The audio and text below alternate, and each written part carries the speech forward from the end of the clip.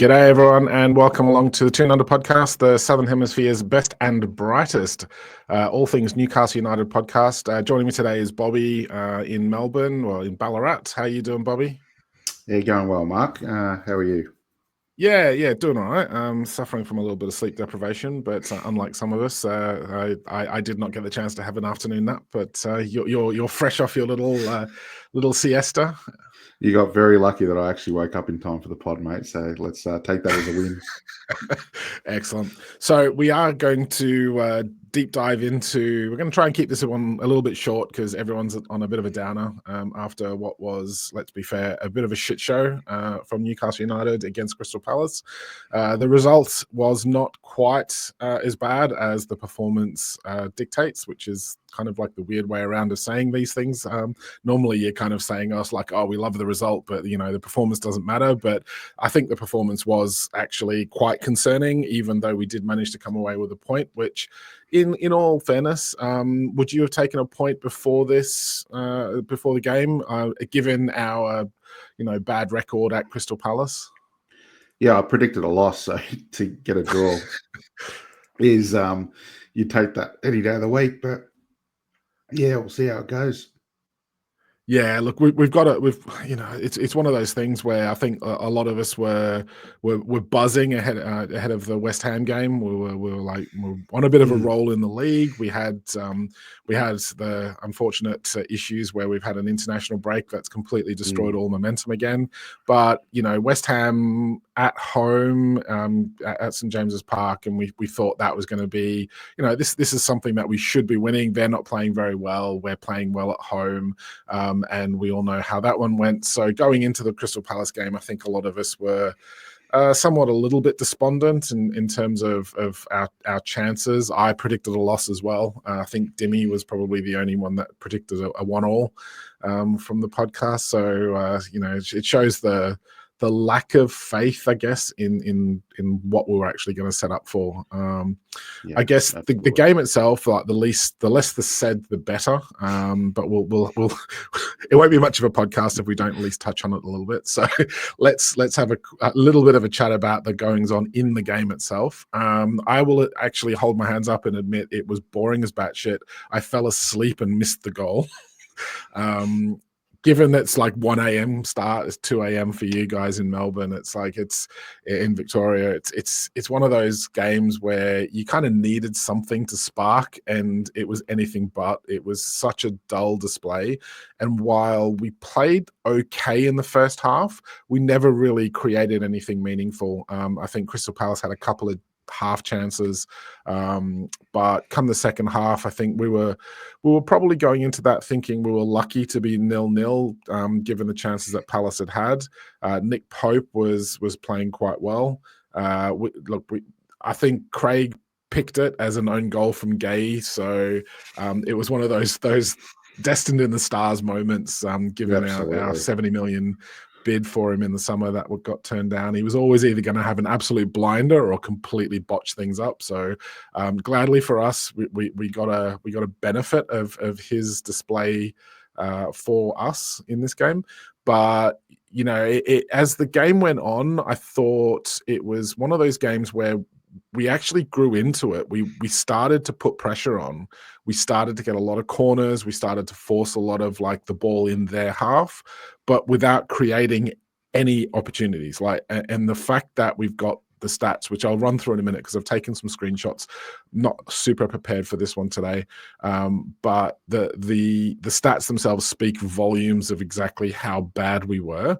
And so as the game got towards the death there, it was always one of those things where if we just sit back and try to take this on, we're going to get screwed over. And rightly enough, they ended up scoring a pretty soft goal, really, in the grand scheme of things. But it was kind of probably no more than they deserved, given their chances that they had created in the game. That's my viewpoint on what's happened. Bobby, what's your take on the game itself and the result, given both sides' performances, before I dig out the stats? Yeah, it was a very frustrating game. I think you're right in saying it was boring. I didn't fall asleep then. I saved that for tonight, but I, you know, you just looked at it, and I was sort of dumbfounded watching us play again. The identity and everything that we were known for, you know, it just wasn't there. And I sort of, it would have been midpoint of the second half, I was questioning what the tactics were. I was questioning what was going on. I was questioning why we were so toothless in attack and not able to penetrate a Crystal Palace team, like for all intents and purposes aren't, you know, world beaters and haven't been. So there was a lot of questioning while the game was going on for me. And then when we scored, it wasn't like a celebration for me. It was like, how the hell are we winning this game? You know, and it wasn't deserved. But when they scored, again, it wasn't anger like, you know, I'd usually throw the remote or throw the cushion or, you know, hit the coat, the couch or something like that. But it was more, oh, it is, you know, it is what it is. This is always going to be there because they deserved it. And it's not quite apathy at the moment, but it's bordering on that, the way we're playing. So there's a lot of questions, and we'll go into it a little bit later. But yeah, it was just a frustrating game for me. No, for sure. So I'm gonna so apologies for those on watching on YouTube. Don't forget to like and subscribe. But we will go through some of the stats on my phone. Effectively 1-0, 1-1 doesn't describe the full extent of it. I think the biggest damning stat that I managed to find today was our expected goals in this game. Crystal Palace had a 1.29, so pretty good value for their goal that they managed to get. Ours was 0.02 expected. I don't think I've seen an expected goal that low, even if people have been humped 6-0. Like that to me is just embarrassing, given that we actually won possession. We had 51 to 49% possession. We only managed 2 goal attempts in the whole game to 16 from Palace. We had 1 shot on goal, which, you know, I'm not even sure I remember what that was, apart from the own goal that went in. Palace had 4 on goal, 7 shots off target. Palace had 5 blocked shots as well. We only had the 1 blocked shot. That was the 1 on goal. Pretty even for free kicks, pretty even for corners. But like, yeah, just to me, it was like the total touches in the box as well.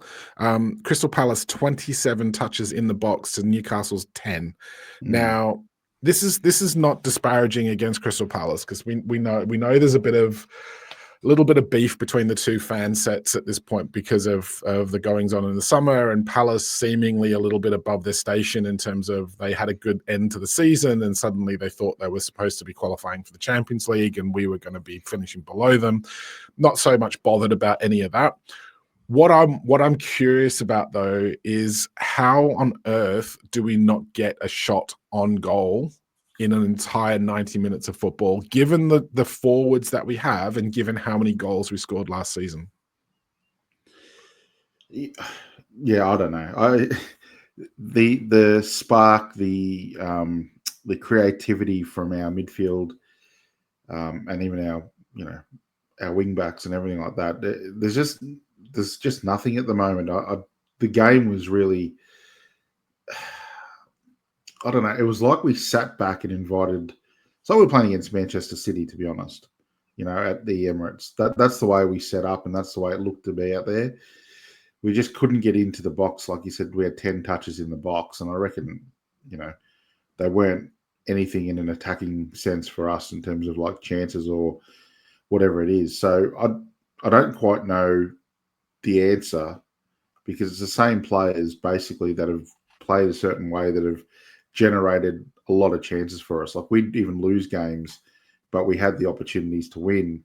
Whereas this game is, we just didn't create. To score that 1 goal was so fortunate, you know, that we look back and go, like, how did we even draw that 1-1? Like, if this game was a 4-0 romp to Crystal Palace, you would have said that was fair, you know, in the scheme of things.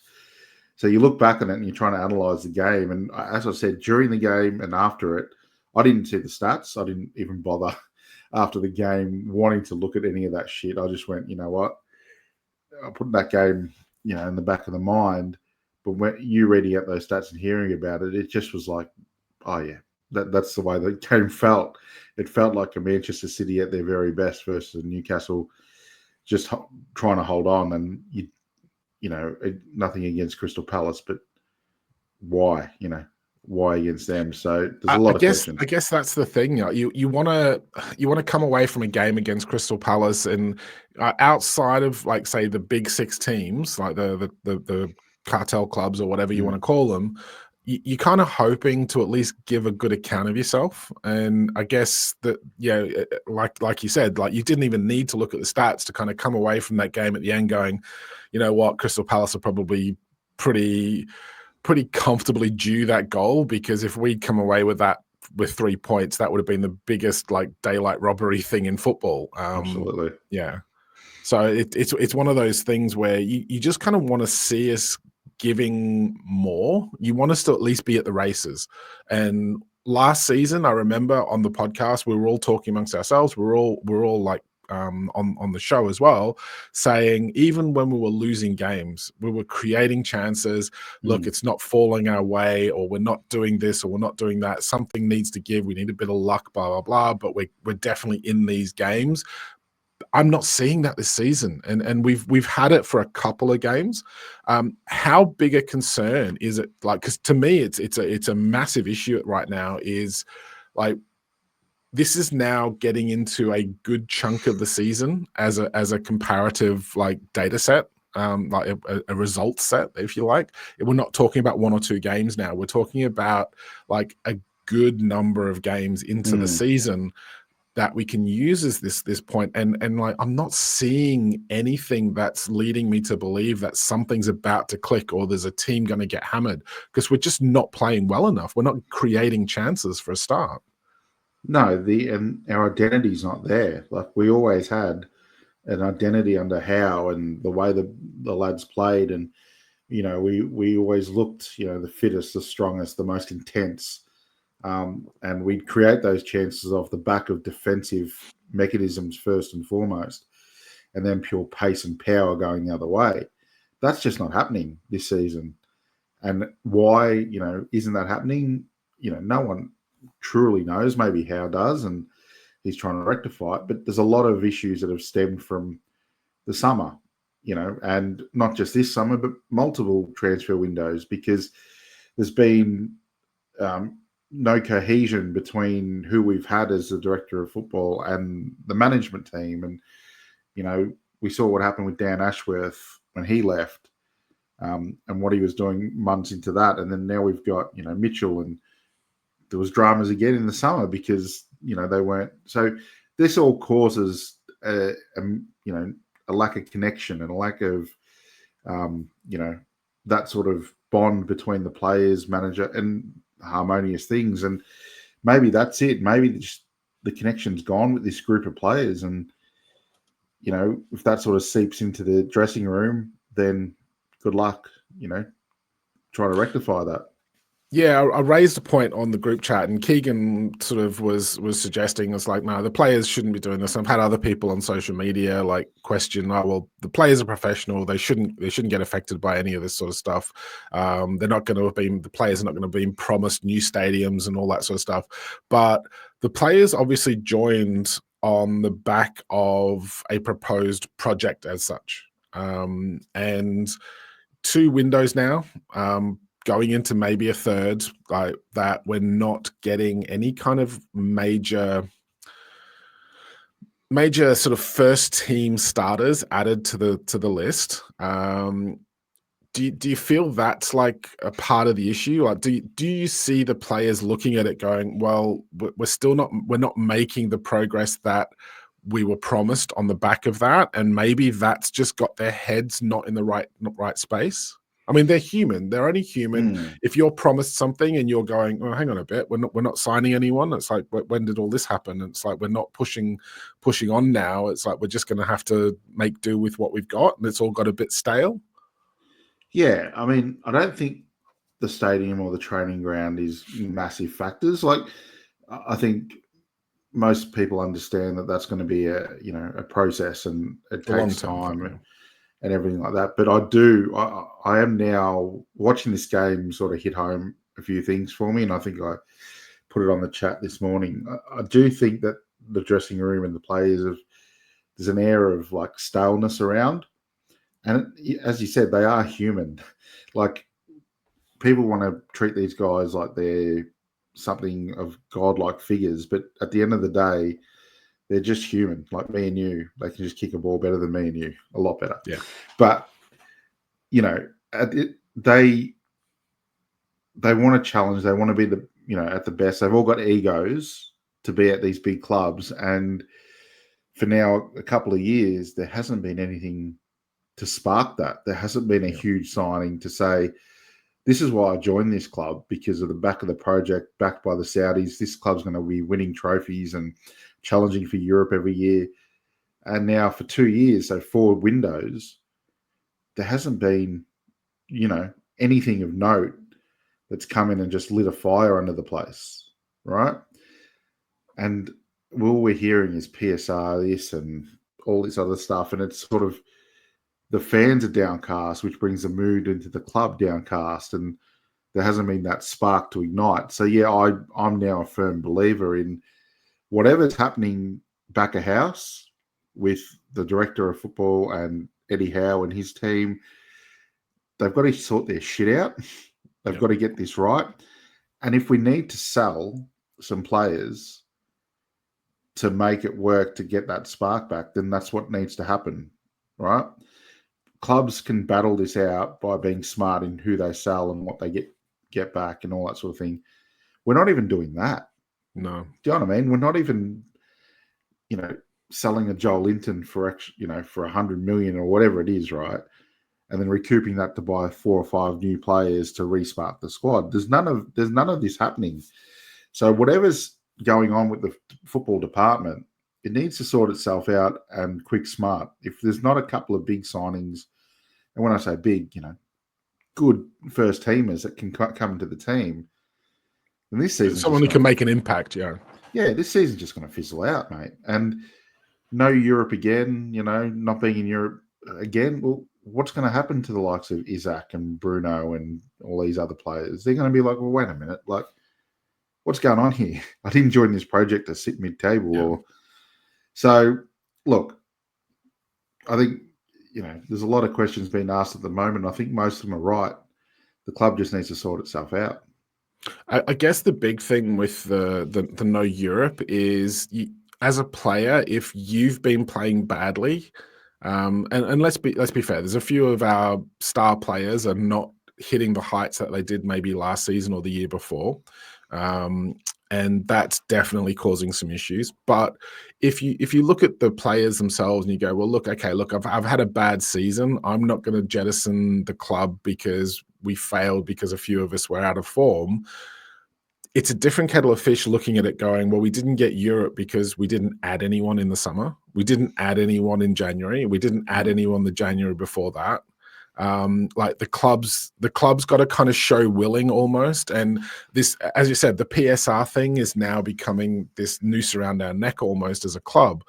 And it's starting to become tiring. It's as a fan listening to it where, hang on a bit, but why are all these other clubs pushing? We're sitting back, accepting not being able to spend any money. And okay, if that's the case and we haven't got any of that, then sell someone. Don't just sit there and let the club stagnate. Be creative without putting up a fight, and that's the thing. It's like other clubs are selling. Aston Villa qualify for the Champions League. They have to sell arguably their best midfielder to cope with PSR restrictions, but then they go and they buy other players in, and we feel at the moment like we can't sell anyone. And there's definitely a hangover from Ashley there, I think, in terms of the fans maybe are not as accepting of selling our top players to teams we're supposedly trying to compete with. But at the end of the day, if we get, and I think, and I'm going to put this out there because it's something that I think we've discussed on the pod group chat. It's something that is starting to kind of permeate through a lot of the social media talk now as well.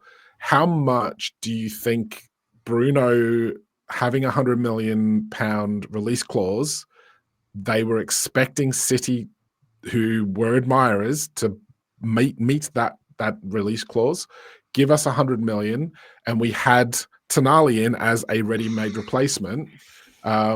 How much do you think like there's any truth to these? Because if you look at the state of the play of the squad right now, we bought Gordon arguably to play on the right wing. We bought Barnes to play on the left. Barnes got injured, so Gordon played on the left, had an absolutely outstanding season, but now Barnes is fit again and he scores goals whenever he's playing. So we kind of need to find a place for him.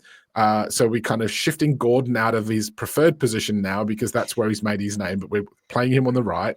And now you've got Bruno, who, I'm sorry, but people don't like to hear this, but he has been appalling this season. He's been nowhere near his best. Whether it's the captaincy and he's trying too hard, he's pushing himself out of position too much, I don't know, but he's definitely not the same player as he was last season. Maybe it's just a form thing. It happens, it needs to be dealt with internally, I think, more than anything. And I think maybe Bruno, given the number of games he's played, given the amount of shit that he gets kicked out of him in every single game, maybe he needs a break. Maybe he does just need to recharge the batteries a bit and get him back to those levels. But now you've got Tonali in there as well. We've got this seemingly unbalanced squad because we've got clear gaps that haven't been filled, while we're trying to juggle multiple players for the same position in other areas of the pitch. What's your thoughts on all of that? Yeah, I'm not really thought about the release clause and expecting Man City to bite at that. I haven't really thought. I don't know, to be honest. But I agree with the other points in terms of we've bought and we've put a lot of money into players that now they're round holes. They're round pieces into square holes, or whatever you want to say. And the squad's a bit just disjointed. I mean, and then the talk about PSR and we haven't got any money, but then you wanted to spunk 70 million on Gay, like in the summer. Like, all right. So, I mean, this comes back to the, what is actually happening? What is the story? Because if you can put 70 million into a centre back, couldn't we put 70 million into a new midfielder or a new forward or, a new attacking player or something like that? And it's just, there's a lot of, weird things happening at the moment that you're not too sure. And I think it all comes back from our football department. So the guys running the football side of things, there seems to be a lack of trust and a breakdown somewhere, and they're not all communicating. And they just need to get on the same page. And if it's Howe wanting the power to do it, I don't know. I'm an Eddie Howe fan, but I also believe in a lot of smoke, there's some fire to it, and you keep hearing that Eddie Howe wants the final say on players and all that. At the end of the day, you're a manager. We've got a director of football. The director of football directs the football department. You manage the fucking team, right? You can say what kind of players you want, but then the director of football goes out and gets the player that he can fit with the budget, with the scope of what he's got. And if that's becoming an issue, then you've got to be strong enough in the management department to knock it on the head, to either say, cut it out, or we'll go a different direction, right? So there's just a lot of disjointedness at this club at the moment, and I can't work out why. Do the Saudis really give that much of a shit because we're a small fry to them? Do they just, oh yeah, it's fine, they're still in the Premier League, it's all good? Yeah, I don't know, to be honest. But I think they need to start getting creative, and if that means selling a Bruno to fund the squad rebuild, then you just got to do it sometimes.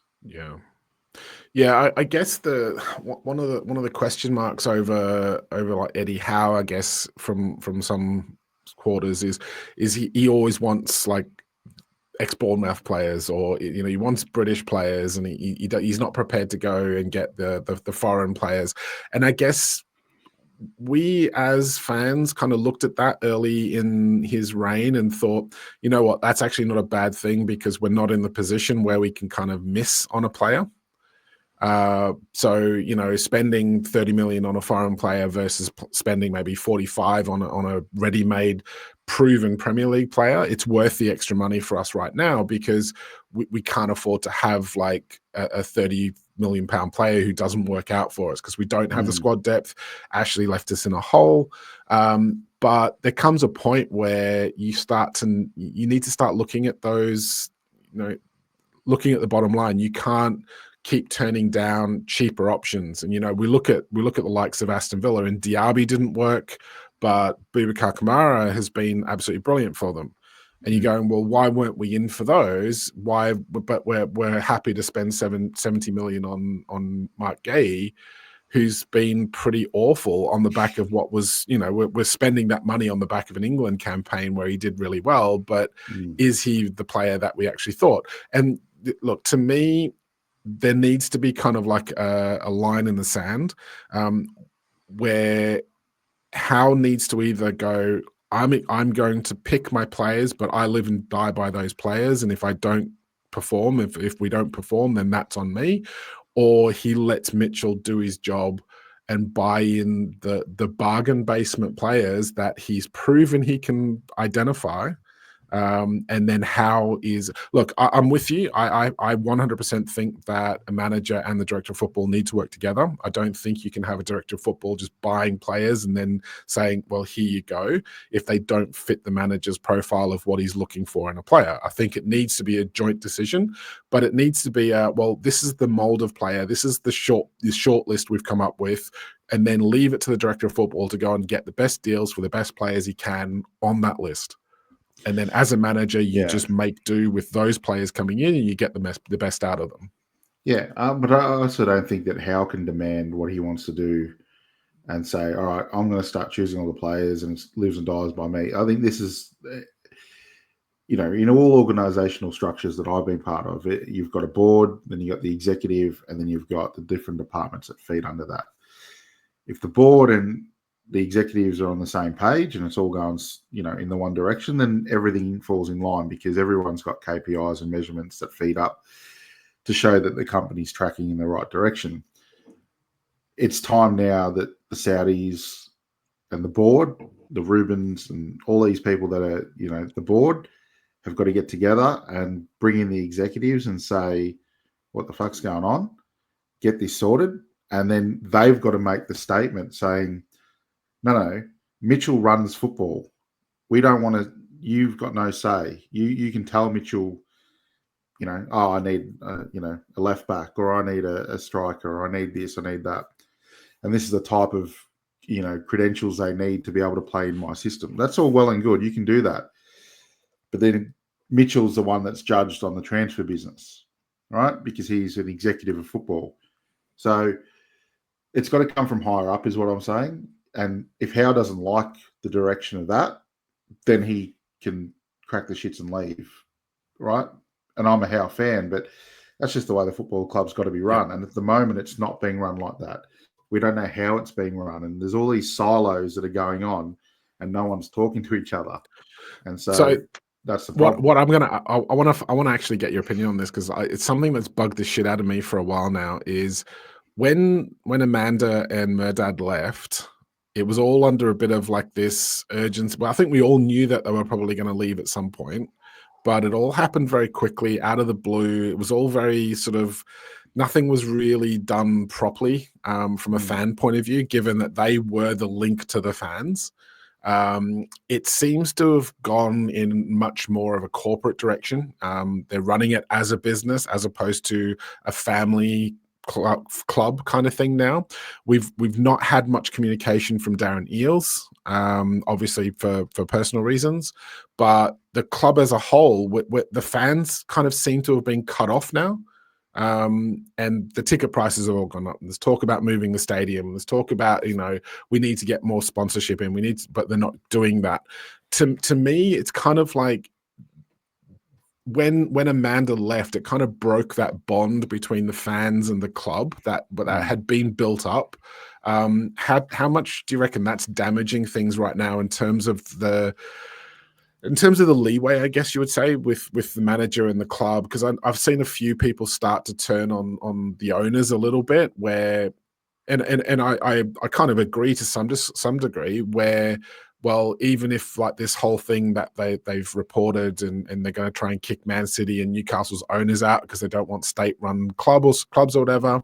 At this moment in time, I'm not too super stressed about that because we're not really seeing much of a benefit from having them as owners anyway. Yeah, look, it was a very weird situation with Amanda and Merdad, and it just all of a sudden there are no real fanfare, no communications, no nothing like that, and yeah, to be honest, it probably has because Amanda was always the link, between not the new owners and Newcastle fans, but getting rid of Ashley and Newcastle fans, and that always was that tie-in. And as long as she was there and Merdad was there, we saw her love and her passion for getting us out of that bad situation, right?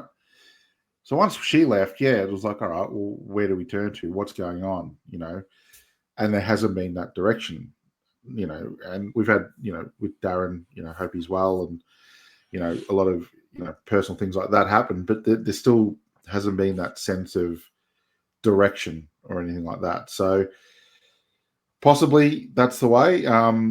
Maybe that link with them and then the board through Howe is gone as well. I'm not too sure. But go back to your point on running it more corporate. I don't mind that because that's the way the game is now. If we want a team to win trophies, we can't go like the other way. We've got to go the way that the Man Cities and the like are going, and that's that way. Yeah, love it or not, this is football now. It's a corporate game, and he who makes the most money wins the most titles. Simple as that.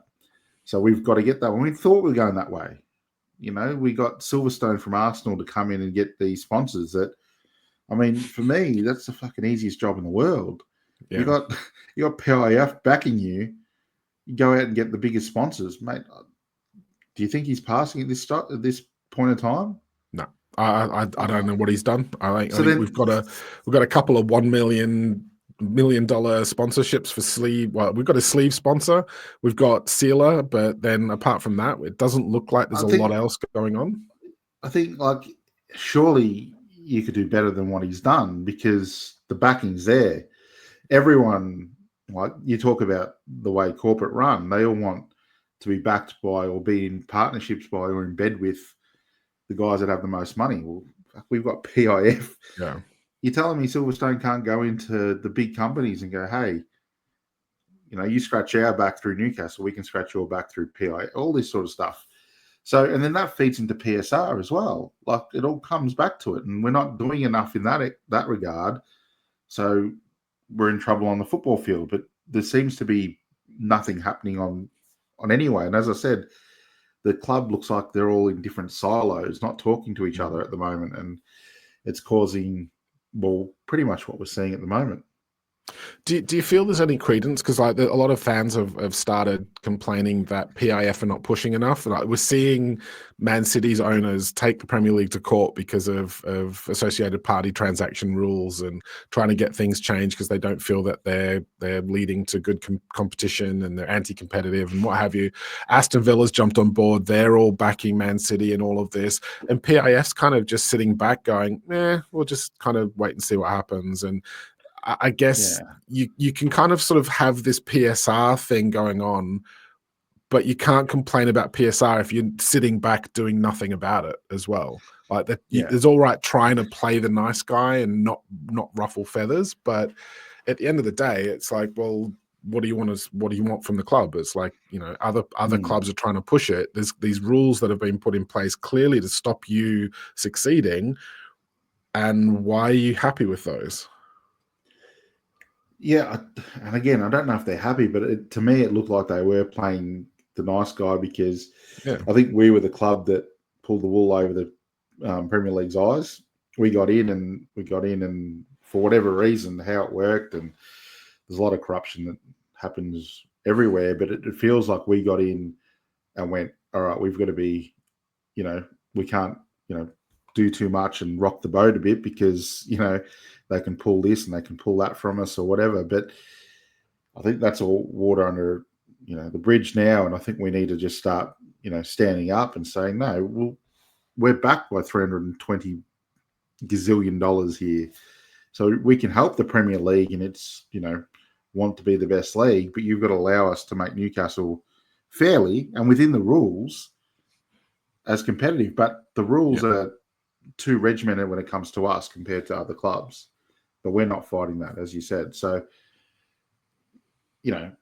hearing myself talk through the whole thing, it has to come from above. Yeah, it has to come from our board and the PIF and the ownership group now in all directions of the club.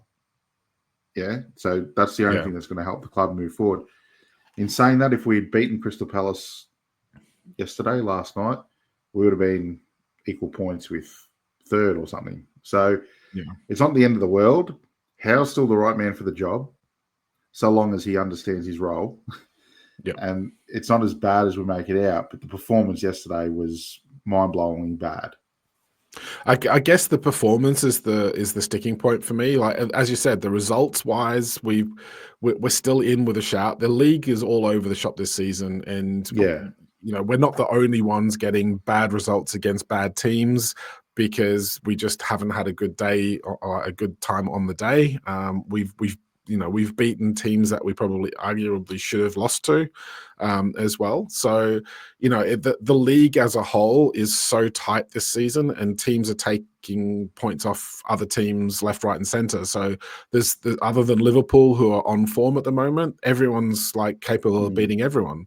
Obviously not great for us going into the Liverpool game next, but it is what it is. But for me, like what are you looking at for how to change things around? Because to me, is it just that we've got too many players out of form? Is it that Eddie Howe's not really picking the right players? Is it that we've still got key players injured or not available? Obviously, Isak went off against Palace early on, which is clearly not going to help your case.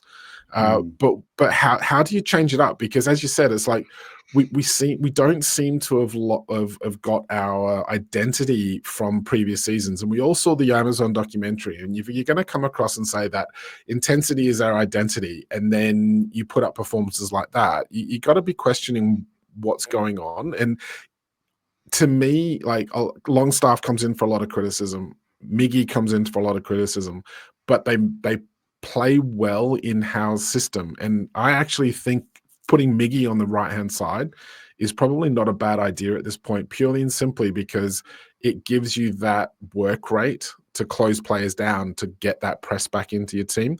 But unfortunately, I think that ship has sailed. Obviously missing Trippier from right back to get the creativity that he offers as well.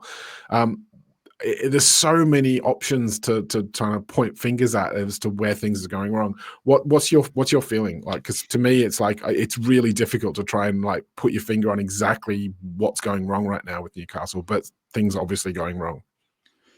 Yeah, it's a little bit of everything you said. I think I don't think there's one fix. It's not change the team and it'll work, or get a few players in form and it'll work, or some injured players back and it'll work. It's a mixture of all of them.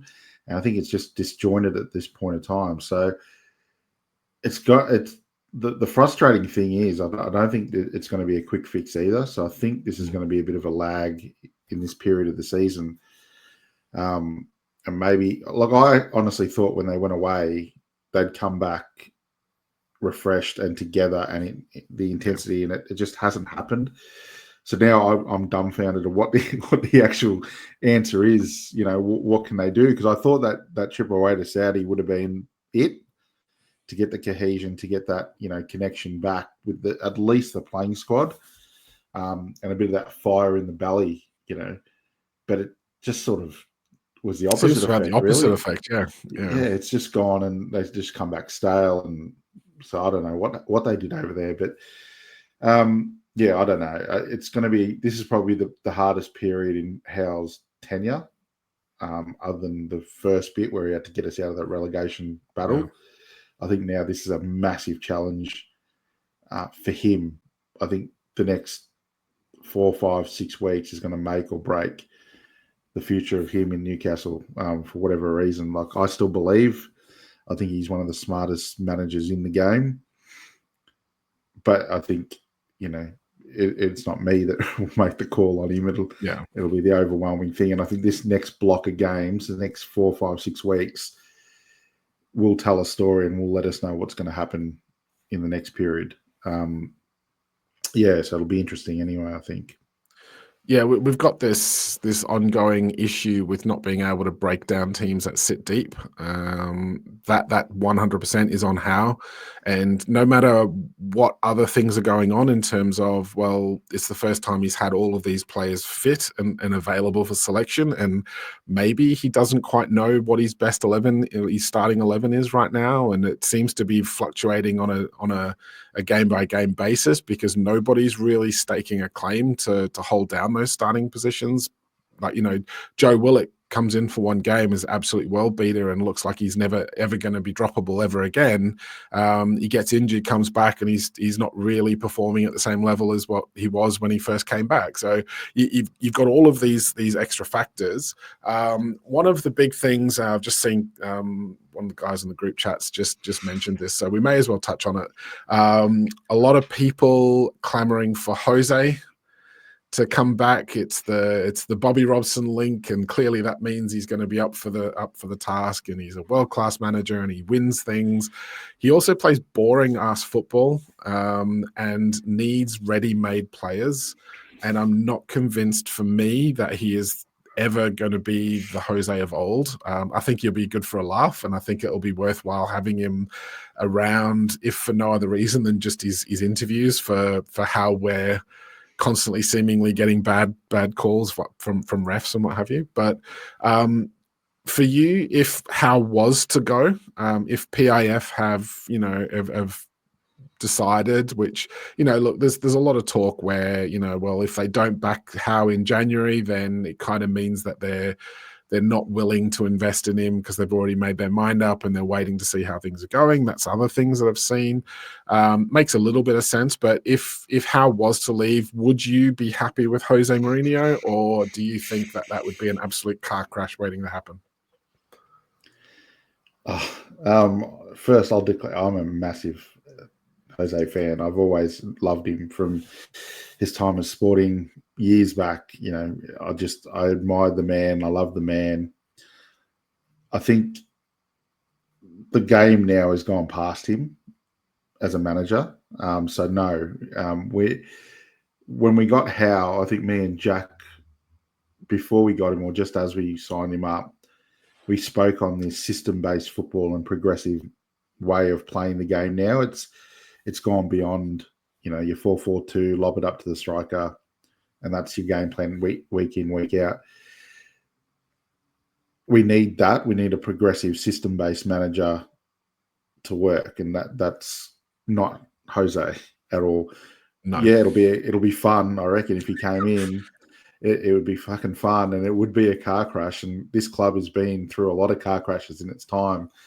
But I understand why some fans want him as well, because he always talks well of us, even in the deep-heated rivalry we had with the Man Uniteds and, the Chelseas and everything he was in. He would never say a bad word, and he would always be complimentary, and we love Bobby Robson, and so he's got that connection, and it feels like it was meant to be, but it's not meant to be, and I don't think he's the right choice, unfortunately.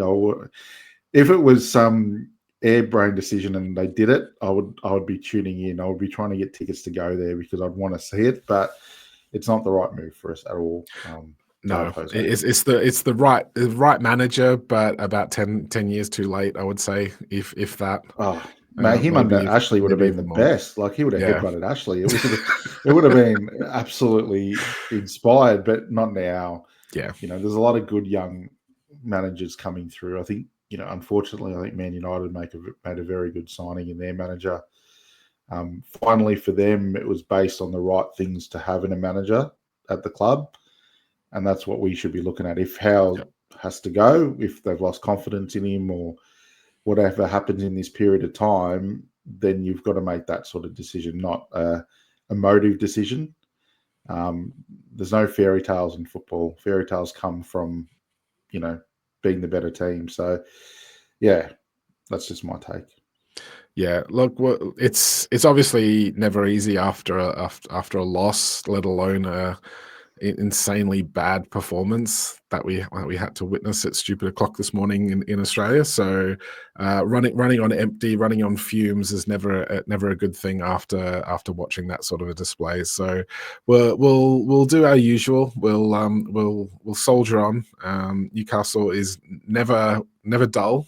We'll definitely say that. So look, thank you for joining us. Joining me. It's one of those things where, there's a million things going on at the football club at any one time, and you can kind of point to whatever you want to make your point. I think I'd like to think that we're fair about stuff. It's like I'm willing to say that Eddie Howe gets things wrong. I'm also willing to say that I think Eddie Howe is a fantastic manager. I would love for him. If we don't do anything in the league, I would love nothing more than for us to win the League Cup, get a bit of silverware under Eddie Howe, and then whatever happens. I just want that trophy, and I genuinely don't care who gets it or who lifts the trophy, as long as we just get to celebrate some silverware. So we're still in the cup, both cup competitions. So look, there's still time to turn the season around. It's not all doom and gloom, and as you said, we're still not that far off the top of the league in terms of European places anyway, being the tight league that it is. So let's see how things go. Knowing our luck, we'll either get absolutely mauled off Liverpool, or we'll actually play them off the park and then actually get a surprise result and dent their title hopes. It is that way with Newcastle sometimes. So thanks very much for joining me, and I'll catch you again another time. Thanks everyone for listening, and we'll see you around. See you guys. Cheers.